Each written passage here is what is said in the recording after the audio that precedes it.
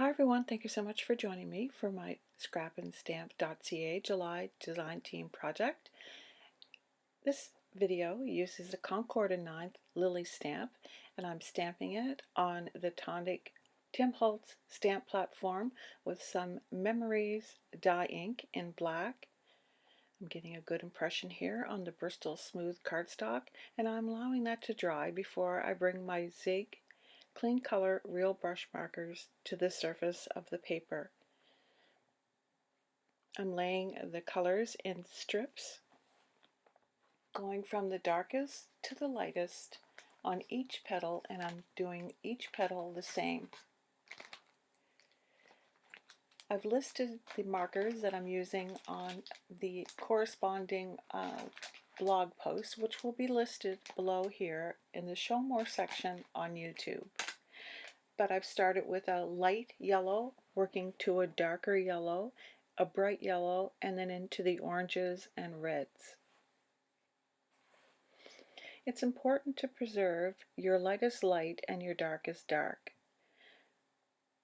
Doing so will add depth and dimension to your card or any kind of artwork that you're doing here. So here I have exactly 4 colors laid out, and it is important to remember to blend with the lightest shade of each 2 of the colors in these strips.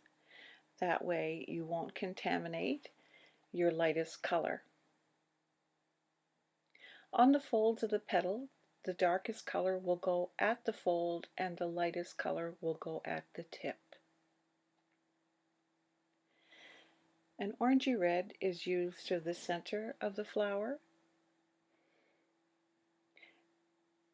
It is important also to remember to remove the color from the tip of the marker. This ensures that each color stays as it should, but also will give a good blend when you have 2 different colors that are laying side by side on the petal. I've also added darker colors where a petal needs to fall behind. This will push the petal next to it in front of it, and by laying that darker color down, you create a cast shadow. I've decided that this lily is going to have a darker center and lighter on the petals, and in doing so, the center of the flower will be darker than the tip of the flower.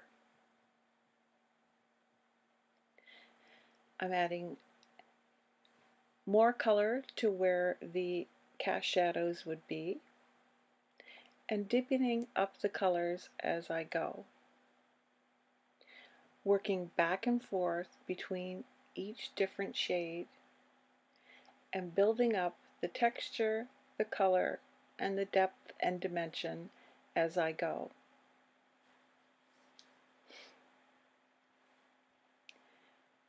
I'm darkening the cast shadows, and as you can see here, by doing that, it's pushing petals to the front and making other petals recede behind. I'm always using a lighter shade, the lightest shade of the 2 colors that are there. This yellow marker will pick, as any of the Zig markers, will pick up colors and take them off, as you can see my scratch pad there. This stamp set also has a little stamp that will color by adding different markings on a lily. I've used the Zig Clean Color markers to add color to the stamp by inking up the stamp with the side of the brush.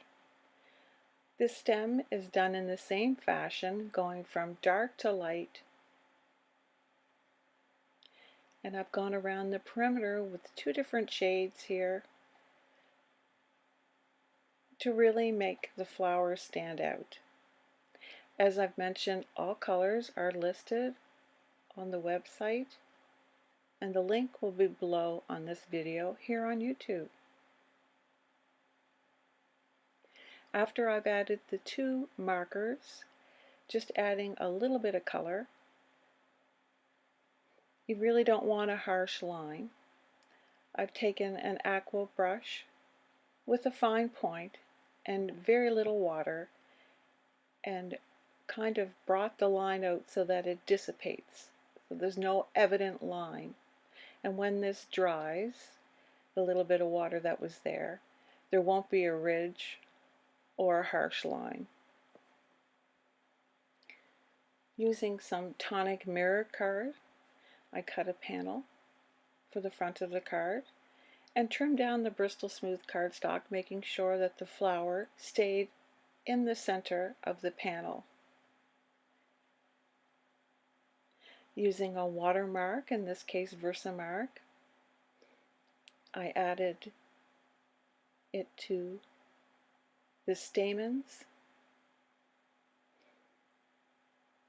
in 2 different colors of embossing powder.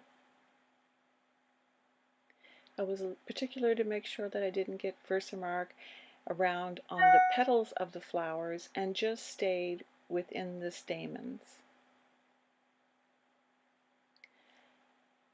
I used a embossing powder for the sentiments after using Versamark watermark ink to stamp the sentiment, thinking of you.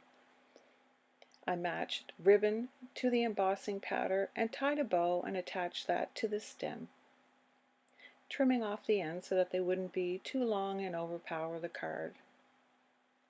Be Creative tape secured the stamped and watercolored panel to the mirror card, leaving a little bit of the mirror card peeking out vertically on each side of the panel. I stamped the inside of the card with Hero Arts Shadow Ink with You Inspire Me, and brought the mirror card into the inside of the card by attaching a vertical strip along the right hand side. The inside panel was adhered to the inside of the card base with Nouveau Deluxe liquid glue, and the front panel was secured to the front of the card base, and that completes this card. Here's the inside and the outside and a photograph. I hope to see you again. Bye-bye.